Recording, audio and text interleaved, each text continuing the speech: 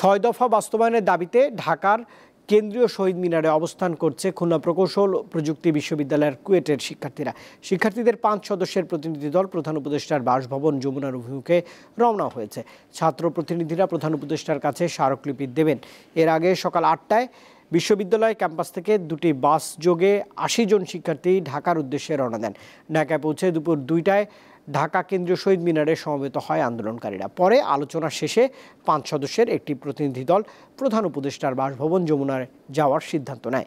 গত 18 জানুয়ারি কুয়েট ক্যাম্পাসে ছাত্র দলের সদস্য সংগ্রহ ফর্ম বিতরণকে কেন্দ্র করে শিক্ষার্থীদের দুই গ্রুপের সংঘর্ষে অর্ধশতাধিক আহত হয়। এই ঘটনার প্রতিবাদে ভিসি প্রভিসি সহ 3 কর্মকর্তার পদত্যাগ সহ 6 দফা দাবিতে আন্দোলনে নামেন শিক্ষার্থীরা।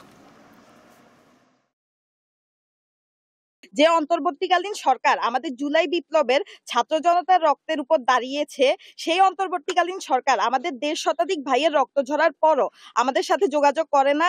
সেই অন্তর্বর্তীকালীন সরকারকে আমরা আমাদের রক্তের দায় নিতে হবে। ক্যাম্পাসে সেফ ফিল করতেছি না, তাই আমরা আমাদের একত্রে হয়ে আমরা নিজেদের অর্থায়নে বাস জোগাড় করে আমরা আমাদের স্মারকলিপি নিয়ে প্রধান উপদেষ্টা বরাবর যাচ্ছি।